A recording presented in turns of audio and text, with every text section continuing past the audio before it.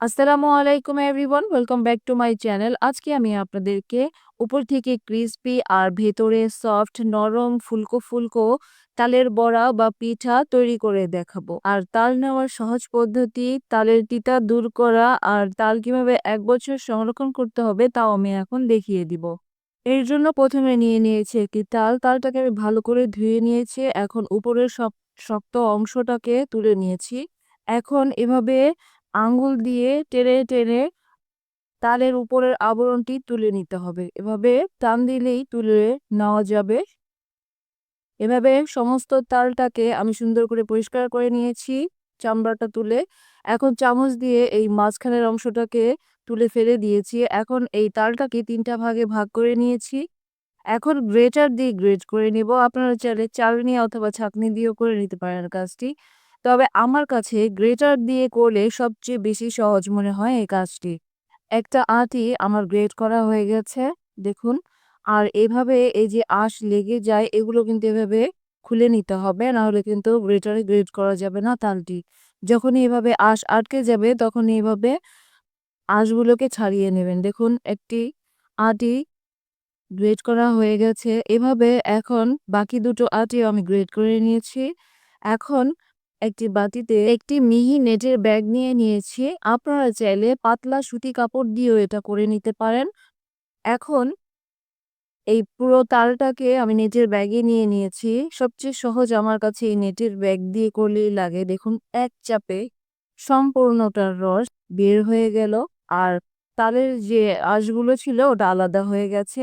এখন আপনারা চাইলে এটাকে ডিপ ফ্রিজে রেখে 1 বছর পর্যন্ত এয়ারটাইট বক্সে অথবা প্লাস্টিকের বোতলে ভরে আপনি তালটাকে রেখে দিতে পারেন। যখন দরকার হবে নামিয়ে গলিয়ে আপনি যেকোনো সময় তালটাকে ব্যবহার করতে পারবেন। আমার তালটিতে একটু তেতো ভাব ছিল না। যদি আপনাদের তালে তেতো ভাব থাকে তাহলে আপনারা একটি পাতলা সুতি কাপড়ে এভাবে তালটাকে ঝুলিয়ে রাখবেন, তাহলে দেখবেন ফোঁটা ফোঁটা পানি পড়বে। ওই পানিটা পড়ে গেলে তালে আর তেতো ভাব থাকবে না, তালের তেতো ভাব চলে যাবে।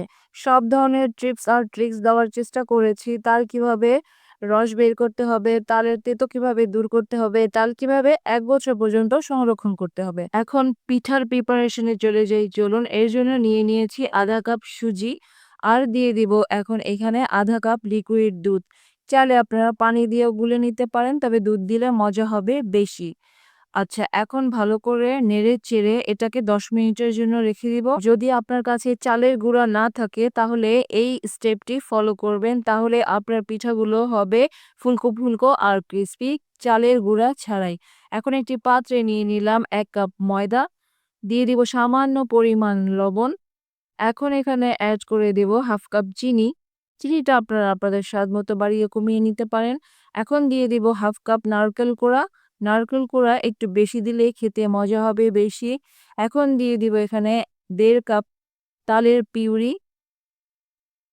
আমি ঘন তালের পিউরিটা এখানে ঢেলে দিলাম।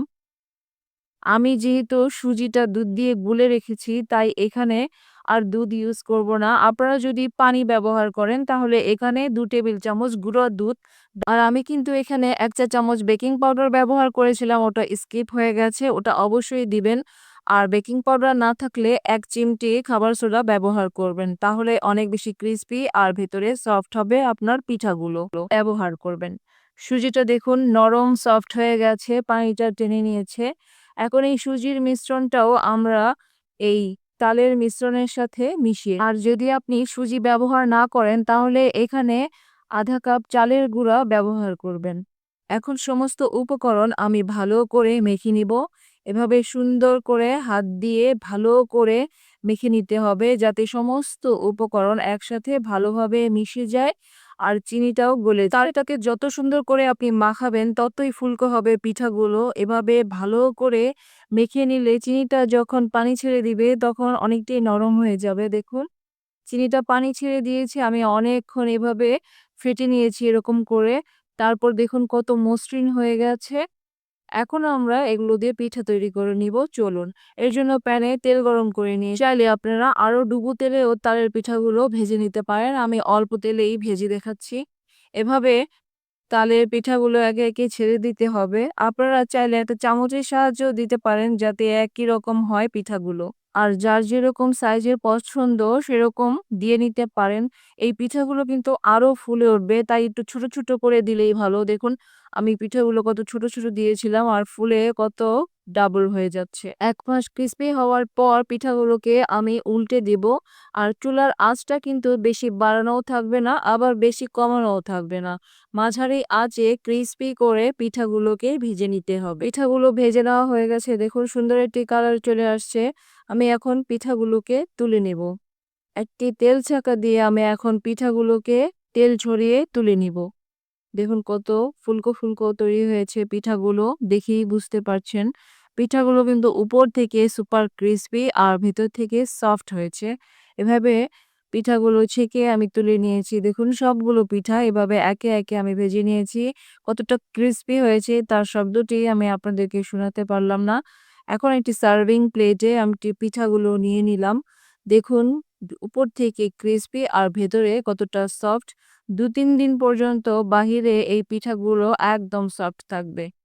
আর ফ্রিজে রাখলে আপনি ১ মাস পর্যন্ত এই পিঠাগুলো রেখে খেতে পারবেন। আশা করি আমার আজকের রেসিপিটিও আপনাদের কাছে ভালো লেগেছে। ভালো লাগলে চ্যানেলের পাশেই থাকবেন। আমার চ্যানেলে আরো অনেক পিঠার রেসিপি দেওয়া আছে। আপনারা চাইলে ভিজিট করে নিতে পারেন। আজকের মতো এখানেই শেষ করছি। আল্লাহ হাফেজ।